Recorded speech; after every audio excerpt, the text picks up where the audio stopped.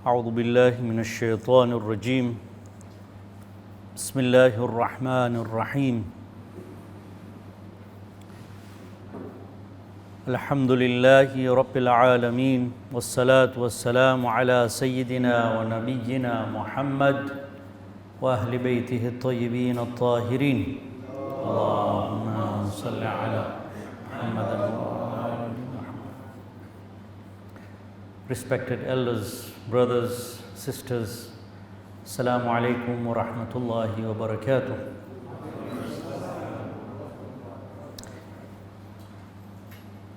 Alhamdulillah, we again have been given an opportunity to gather tonight on this blessed night of Thursday, which also happens to be the 29th of Dhul Qa'd, which is the death anniversary of the 9th Holy Imam Jawad alayhi salam. Allahumma salli ala Muhammad. May Allah increase our ma'rifah of this Holy Imam. Ayatollah Khomeini, in his book, a 200-year-old person, says that this Imam was a role model for the youths, as he died at a very young age of 25, but he achieved so much at such a young age. So he says, Ayatollah Khomeini says that he is a role model for the youths.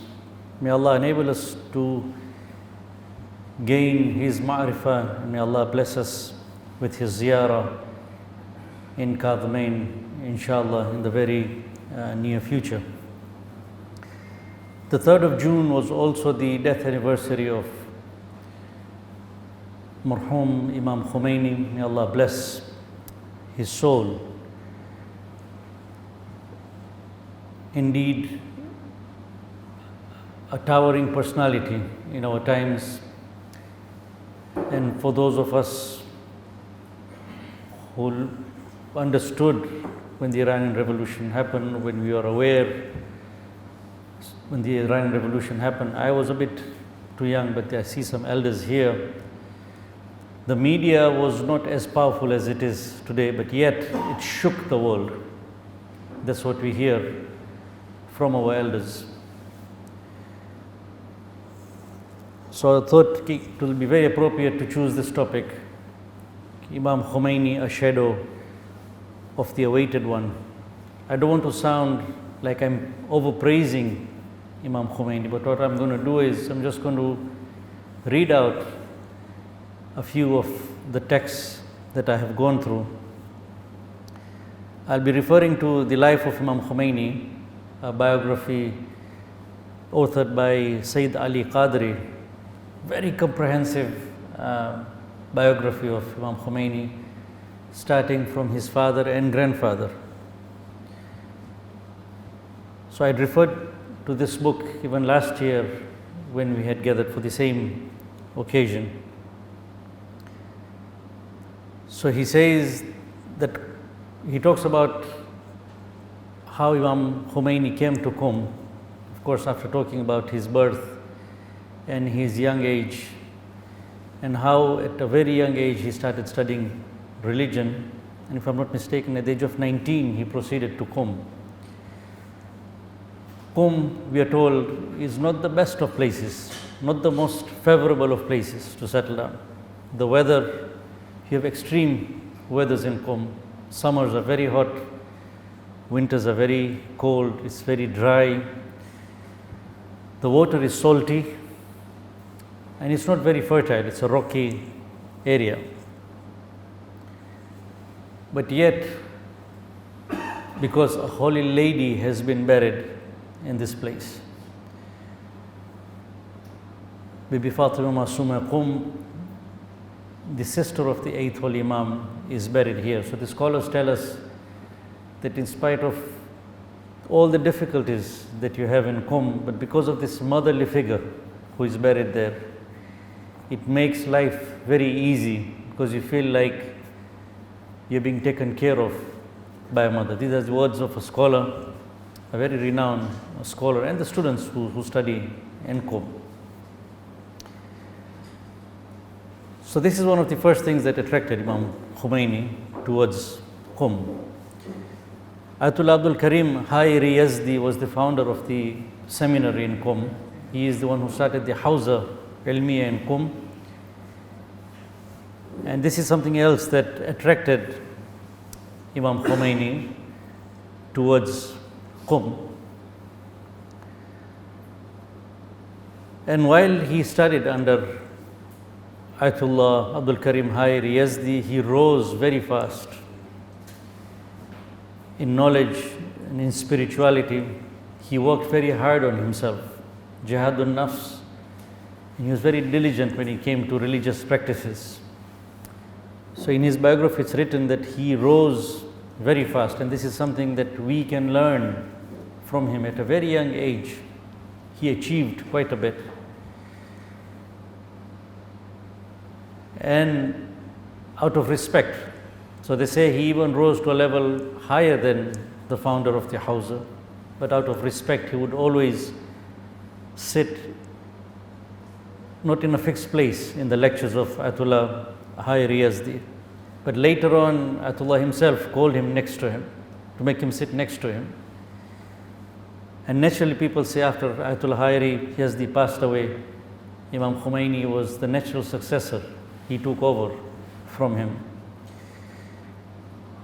But there's something very unique about Imam Khomeini. They say that when he came to Qom, he came into contact with some scholars who were active in the social circles, who were active in the political circles. So that enabled him to develop his political career also. Not that he did not have it in him, he had it right from the beginning, but because of meeting people and rubbing shoulders with these people who are active in the political realm, scholars, fuqaha who are active in the social realms, very few, but that ignited that special talent that he had in him. There's a very interesting hadith that has been mentioned in this biography of Ali Qadri. So he says, there's a hadith from our seventh holy Imam, Imam Kadhim alayhi salam. Allahumma salli ala Muhammad. But he says, a man from Qom. So this is narrated by Bibi Fatima Masuma. He says, a man from Qom will invite the people to the truth and freedom. This was a prediction of the seventh holy Imam. The people who possess powerful will and an iron determination will accept his invitation and gather around him. They are not afraid of the events and adversities and will not get tired of fighting and struggling. Their only hope and support is Allah. Victory belongs to the people of taqwa. This is the whole hadith. So I have narrated it here, I have talked about it here because it was mentioned in this biography of Ali Qadri, and it looks like it has been accepted by the scholars, because this book was studied carefully before it was released to the public. So this hadith, I've heard a scholar talking about this hadith, that this hadith was there.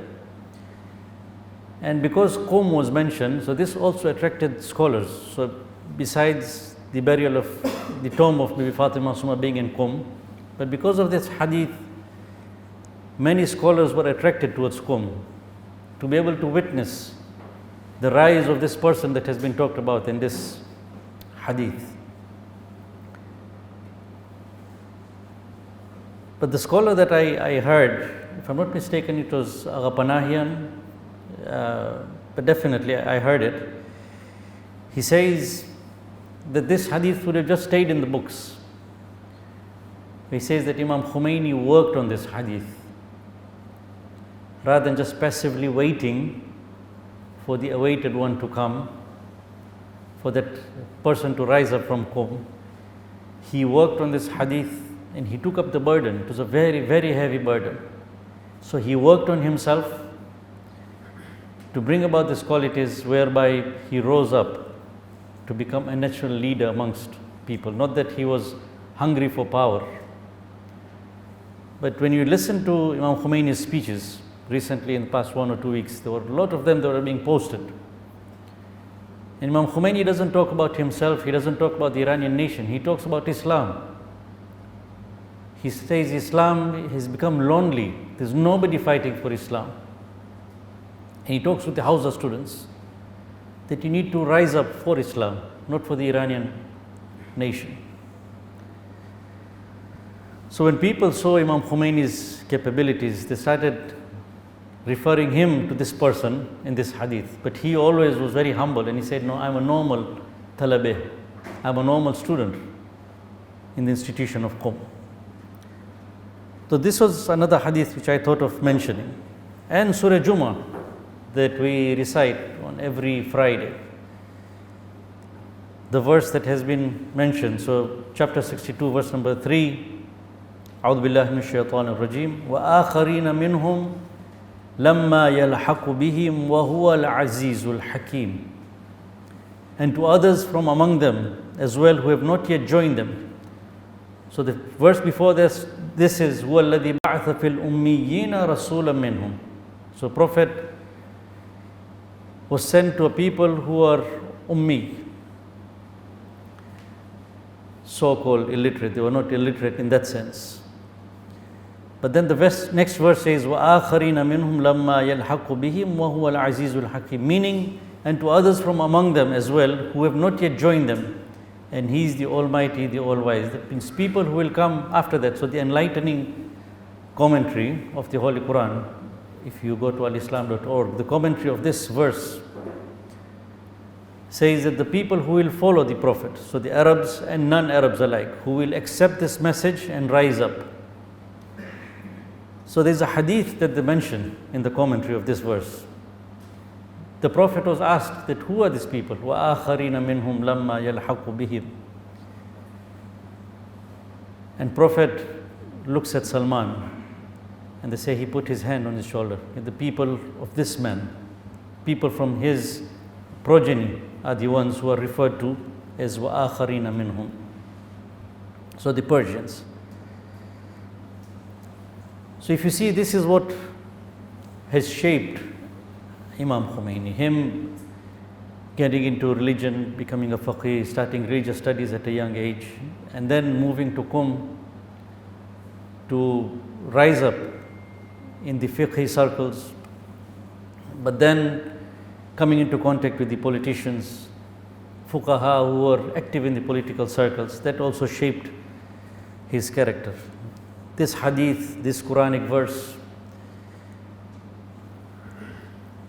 and also this famous dua that we recite, dua hujjat that we say, or dua faraj, some call it dua faraj, some say it's dua hujjah, and we recite it very often. Allahumma kun li waliyika al-hujjat min al-hasan salawatuka alayhi wa ala abai. So from the dua it feels like we are praying for the 12th Imam. And there are 6 qualities that have been mentioned. Waliyan, the 6 things that we are asking for the 12th Holy Imam. Waliyan wa hafidan wa qa'idan wa nasiran wa dalilan wa aynan. Hatta tuskinahu ardaqatahu, until he returns. So it may seem like we are praying for the 12th Holy Imam.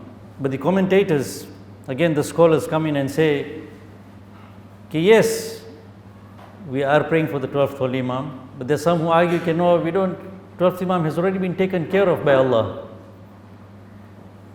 But the scholars say, no, this is something that we are praying for ourselves. That may Allah enable us to become the wali of the 12th Imam, to become the hafid and the protectors of the 12th Holy Imam. Waqa'idan, to be the leaders in his absence. Wa nasiran, to be his helpers in his ghaibah. Wa dalilan, we become his proof. When people look at us, they should feel these people are unique. If if you see the political scenario around the world just now, the Palestinian issue, the people who are really protecting the Palestinians, people who have stood up to protect the Palestinians, or Al-Aqsa in that case, so Lebanon, Yemen, Iran, and even Syria to an extent. Something that is common amongst all these people is they say they all believe in the awaited one. So we become a proof, we become the guides for the rest of mankind. Wa'aynan, and we become a guardian for the 12th Holy Imam. So they say this is a very powerful dua to develop ourselves spiritually for the preparation of the awaited one. And when you look at this dua, it fits perfectly into the character of Imam Khomeini. May Allah bless his soul, inshallah. He must have recited this dua, and he worked on himself to attain all the 6 qualities that have been mentioned here: the wali, the protector, the leader, the helper, the proof, and the guardian. So coming to the topic now, a shadow of the awaited one. A shadow, if you go by the definition, a shadow is a dark area. I don't like this word dark area, but because it has been mentioned in the definition, dark areas always stands for an area which is devoid of light. A shadow is a dark area or a shape produced by a body coming between rays of light and a surface. So there are 3 things here. You need a source of light, you need a body in between, and you need a surface on which the shadow will be projected. If you have these 3 things, only then will you be able to see a shadow. So recently we had a solar eclipse in the United States, and there was a big media hype about the eclipse. And for those of you who followed it, there was one clip which they were following from space. There was a camera from space, and you could actually see the shadow of the moon. So the moon coming between the sun and the earth, and you can actually see that shadow traveling. It's amazing. And those people who go around the world chasing these eclipses, they go and see these eclipses, they travel thousands of miles. They're called shadow chasers. So this is the concept of a shadow. So you need a source of light, you need a body, and you need a surface that would reflect it. So just using this example, a shadow, when you talk about the source of light, of course the sun is a source of light that we know. But in the Quran we are told, Allahu nuru samawati wal ardh. Allah is the ultimate source of light. It's one of the names of Allah.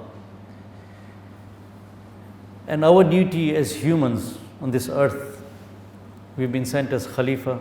So our duty is to manifest these names of Allah. One of these names is Nur. So to attain this Nur, the one who has manifested this light to the maximum, a living person just now, is the 12th Holy Imam.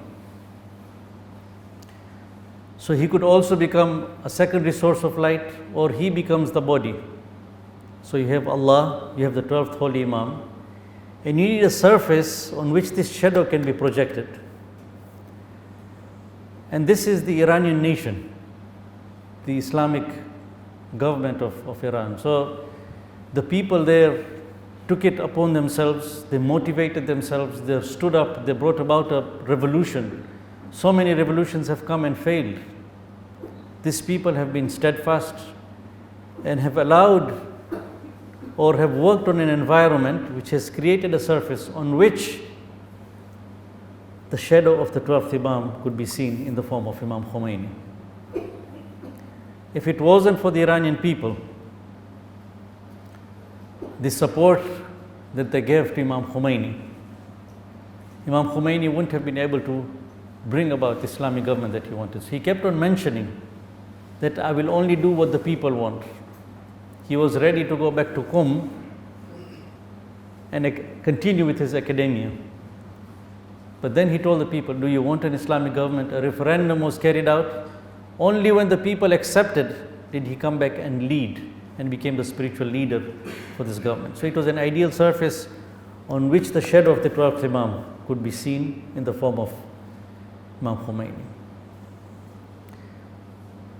So the Islamic Republic, Ayatollah Khomeini talks about this. It is an Islamic republic, it's not an Iranian republic. So republic, if you go by the definition, it's a form of a government in which a state is ruled by the representatives of the citizen body. So the citizens choose their representatives. So everything is decided by the people. And Islamic means something that is governed by the tenets of Islam. So in Islamic Republic, the people themselves have opted for an Islamic government and have allowed to be governed by Islamic principles. And that's where Imam Khomeini came in and led the government. And what a system he has set up, a very unique system. I don't want to go into detail, but you can study it on your own. You have the Majlis Khubragan, the council of experts that we have in Iran, comprising of 88 members of Mujtahideen, council of experts. And they are the ones who vote for the spiritual leader. They are the ones who choose the spiritual leader, the Waliul Faqih.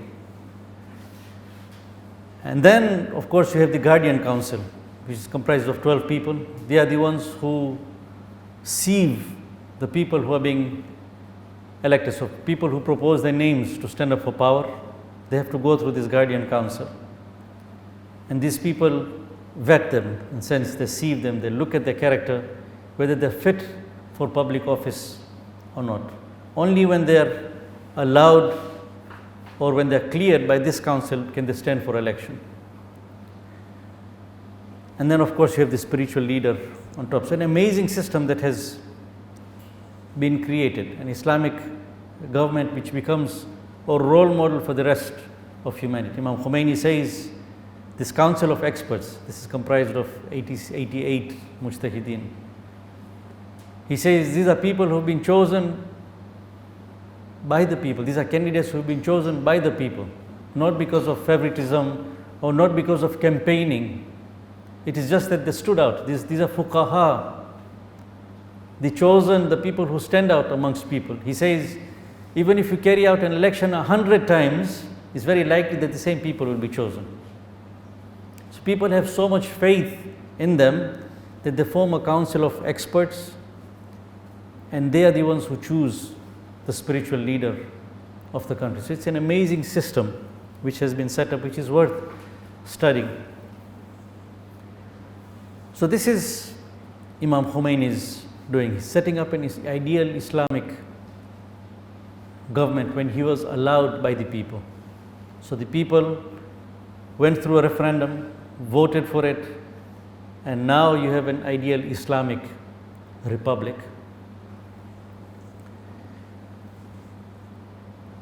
So we've talked about the shadow, and we have to understand the awaited one, the description of the awaited one. Only if you understand the awaited one and you've understood the shadow, and let's see if Imam Khomeini fits as a shadow of this awaited one. I thought of choosing a few verses from Dua Nutbah. Dua Nutbah, which is recommended to be recited on the day of Friday or on Eid day that we recite. And it can be recited anytime. A beautiful dua, a dua full of sadness. If somebody really recites it with their heart, it really makes you weep. So the area whereby the aina starts, where is? So aina al-mu'addu liqat'i dabir al-zalama. We are referring to the 12th Holy Imam.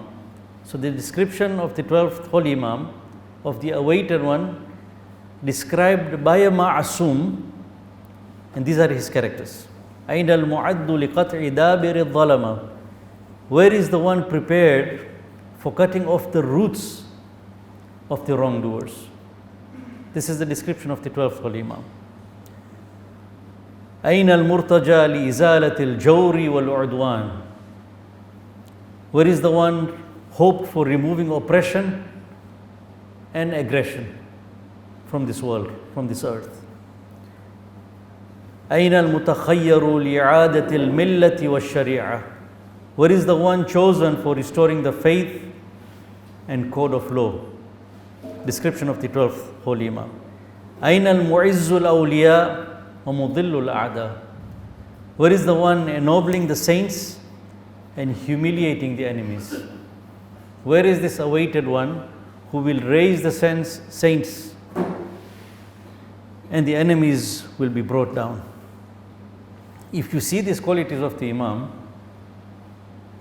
of the awaited one, and you put these verses on Imam Khomeini, Imam Khomeini turns out to be a shadow. In our times, he has been the one who has made an effort to cut off the roots of the wrongdoers, of the Taghut of the time. He is the one who was hoped for in removing oppression and aggression. People looked up to Imam Khomeini to make an effort to do this. Where is the one chosen for restoring faith and code of law? Imam Khomeini is the one who came up and said, I am going to establish this Islamic government if you people allow me. So this becomes a shadow of the awaited one. And of course, he is the one who has raised people, the saints and the A'da have been taken down. So what is happening in Palestine just now? You can't talk about Palestine without talking about Imam Khomeini. He has become the cornerstone, he has become the awaited one, he has become the savior of the people of Palestine. These are not our words, but even the disbelievers talk about Imam Khomeini when it comes to the issue of Palestine. So because it's the Shahada of the 9th Holy Imam, allow me to quote this hadith. He says, our 9th Holy Imam, Imam Jawad alayhi salam, Allahumma salli ala says, al-amilu bil-dhulm wal-mu'inu alayh wal-radi shuraka. He says, the one who commits aggression and tyranny, and the one who helps him upon it, and the one who is pleased over it, are all party and participants in it. لعن الله أمة قتلتك ولعن الله أمة ظلمتك ولعن الله أمة سمعت بذلك فرضيت به. The same meaning that we recite in Zayat Waritha. So the person who commits oppression, the person who helps, and the person who silently sits and supports it, they are all partners in crime. So Imam Khomeini, looking at this hadith, is the one who stood up. He was not going to take part in this oppression that was happening around the world. And as we see the Palestinian issue just now, the declaration of Quds Day. So Imam Khomeini started talking about Palestine in 1963. It's not after the Iranian Revolution. When you look at these documents that are coming out, 1963 is the first time when he started talking about Palestine, that what is happening in Palestine is not right. 1967, he started criticizing the government of the Shah of Iran, that you are collaborating with the Israeli government. 1979, of course, we had the Iranian Revolution, and within 4 months, he declared the Quds Day, the last Friday of the holy month of Ramadan, which became a day closely associated with the people of Palestine.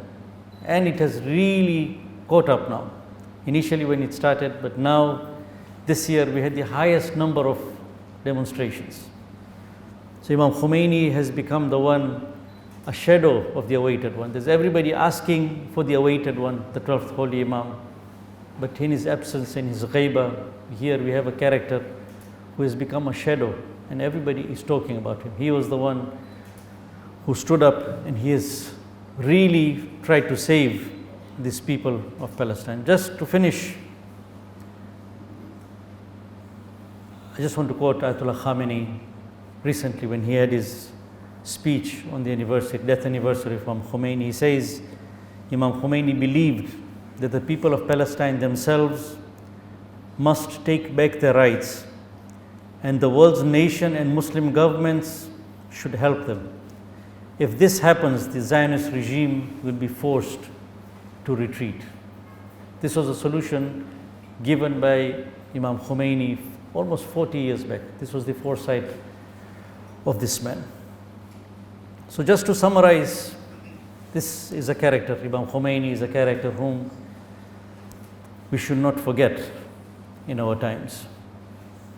A towering personality. We've seen how his character was shaped, and how, based on Quranic verses and the ahadith, rather than waiting passively for somebody to stand up, he worked on himself to be that person in the absence of the 12th Holy Imam, the shadow, but to create an environment which prepares for the coming of the awaited one. And this is a big lesson for all of us.